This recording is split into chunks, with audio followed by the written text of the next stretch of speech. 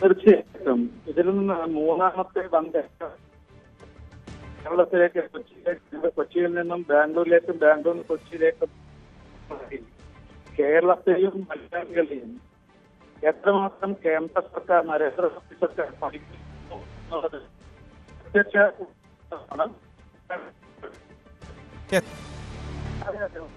കേരളത്തെയും മലയാളികളെയും എത്രമാത്രം നരേന്ദ്രമോദി സർക്കാർ പരിഗണിക്കുന്നു എന്നുള്ളതിന്റെ പ്രത്യക്ഷ ഉദാഹരണമാണ് ഇന്ന് ആരംഭിച്ച കൊച്ചിൻ ബാംഗ്ലൂർ കൊച്ചിൻ വന്ദേ ഭാരത് എക്സ്പ്രസ്. കേരളത്തിൽ നിന്ന് 10,000-കണക്കിന് വിദ്യാർത്ഥികള് വിദ്യാഭ്യാസത്തിനായി കർണാടക പ്രത്യേകിച്ചും ബാംഗ്ലൂരിലേക്ക് പോകുന്നു. അതേപോലെ തന്നെ ജോലി ആവശ്യാർത്ഥവും പോകുന്നുണ്ട്. മാത്രമല്ല 1,000-കണക്കിന് കർണാടകക്കാര് അവരുടെ ടൂറിസത്തിന്റെ ഭാഗമായി കേരളത്തിലേക്കും വരുന്നുണ്ട്. ഇവർക്കൊക്കെ വളരെയേറെ പ്രയോജനകരമായിട്ടുള്ളതാണ് ഇന്ന് ആരംഭിച്ച ബാംഗ്ലൂർ കൊച്ചിൻ വന്ദേ ഭാരത് എക്സ്പ്രസ് എന്ന് നിസ്സംശയം പറയാൻ സാധിക്കും. വേഗത കൂടിയ തീവണ്ടി, മാത്രമല്ല സുരക്ഷ 100% സുരക്ഷ ഉറപ്പുവരുത്തി ധാരാളം പ്രത്യേകതകൾ ഈ വന്ദേ ഭാരതിനുണ്ടെന്ന് അറിയാമല്ലോ. അതുകൊണ്ട് കഴിഞ്ഞ ദിവസം ശരിക്കും 2 ആഴ്ചക്ക് മുമ്പാണ് ബിജെപിയുടെ സംസ്ഥാന അധ്യക്ഷൻ ശ്രീ രാജീവ് ചന്ദ്രശേഖർജിയും അതേപോലെ പാസഞ്ചർ എമിനിറ്റീസ് കമ്മിറ്റിയുടെ മുൻ ചെയർമാൻ എന്നാലും ഞാനും നമ്മുടെ താങ്കൾ കണ്ടിരിക്കും, ഞങ്ങളെ വീഡിയോ കണ്ടിരിക്കും, അശ്വിനി വൈഷ്ണവ്ജിയുമായിട്ടുള്ള ഒരു കൂടിക്കാഴ്ചയും അതിനോടനുബന്ധിച്ചാണ് ഈ തീവണ്ടിയുടെ പ്രഖ്യാപനം ഉണ്ടായിട്ടുള്ളത്.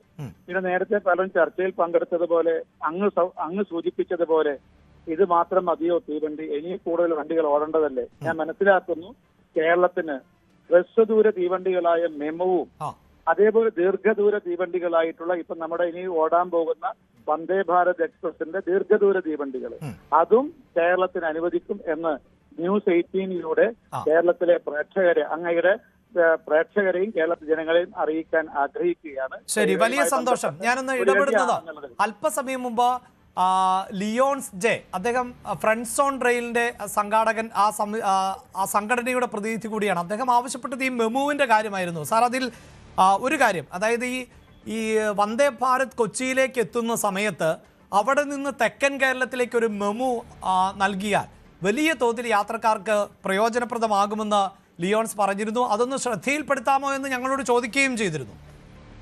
തീർച്ചയായിട്ടും ഞങ്ങൾ ഇക്കാര്യം ശ്രദ്ധയിൽപ്പെടുത്തിയിട്ടുണ്ട്. നമ്മുടെ കന്യാകുമാരി മുതൽ കൊല്ലം വരെയും കൊല്ലത്ത് നിന്ന് എറണാകുളം വരെയും 2 മെമുവാണ് ഞങ്ങളിപ്പോ ബഹുമാനപ്പെട്ട റെയിൽവേ മന്ത്രിയോട് അഭ്യർത്ഥിച്ചത്. അതേപോലെ തന്നെ സ്വാഭാവികമായിട്ട് കൊച്ചിയിൽ നിന്ന് ഷൊർണൂരേക്കും ഷൊർണൂരിൽ നിന്ന് കാസർഗോഡേക്കും അല്ലെങ്കിൽ ബാംഗ്ലൂരേക്കുമുള്ള മറ്റൊരു മെമു, ഇത് തിരുവനന്തപുരം ഡിവിഷന് 2 എണ്ണവും അതുപോലെ പാലക്കാട് ഡിവിഷനും 2 മെമുവും എന്ന രീതിയിലാണ് ഞങ്ങൾ അഭ്യർത്ഥിച്ചിട്ടുള്ളത്. സ്വാഭാവികമായി നമ്മൾ പ്രതീക്ഷിക്കുന്നത് ആ മെമു കേരളത്തിന് ഏതായാലും അനുവദിക്കും എന്നുള്ളതാണ്. താങ്കളുള്ള അഭ്യർത്ഥന ന്യൂസ് 18 എന്നുള്ള നിലയിൽ താങ്കളുടെ ചാനലിന്റെ അഭ്യർത്ഥന തീർച്ചയായും പരിഗണിക്കപ്പെടേണ്ടതാണ്.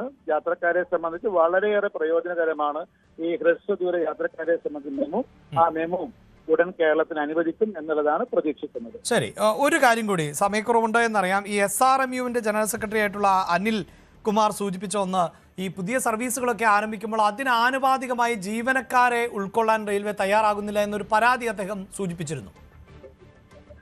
ഇക്കാര്യത്തിൽ എനിക്ക് തോന്നുന്നു SRMUവിന്റെ പ്രതിനിധി സൂചിപ്പിച്ചത് ഏതാണ്ട് പരിഹരിക്കപ്പെടുന്ന തോന്നുന്നത്. കാരണം ഇപ്പം അസിസ്റ്റന്റ് ലോക്കോ പൈലറ്റിന്റെ ഈ സെലക്ഷൻ ഇപ്പൊ നടന്നുകൊണ്ടിരിക്കുകയാണ്.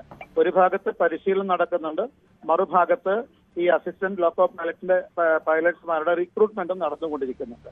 ഇതേപോലെ തന്നെ എഞ്ചിനീയറിംഗ് വിഭാഗത്തിന്റെയും അതുപോലെ അഡ്മിനിസ്ട്രേഷൻ വിഭാഗത്തിലേക്കുമുള്ള പുതിയ റിക്രൂട്ട്മെന്റ് ഇപ്പൊ ആരംഭിച്ചിട്ടുണ്ട്. അത് ഇനിയും വളരെ ഇപ്പൊ കഴിഞ്ഞ ദിവസം എനിക്ക് തോന്നുന്നു ഈ കഴിഞ്ഞ ഞായറാഴ്ച നമ്മുടെ വലിയൊരു റിക്രൂട്ട്മെന്റിന്റെ പ്രഖ്യാപനം നമ്മുടെ ഓരോ സംസ്ഥാനത്തും നടന്നിരുന്നു. പ്രഖ്യാപനം എന്ന് പറഞ്ഞാൽ ജോലിക്ക് നിയമിക്കുന്നല്ല, നിയമിച്ചുകൊണ്ടുള്ള ഉത്തരവാണ് പുറപ്പെടുവിച്ചിട്ടുള്ളത്.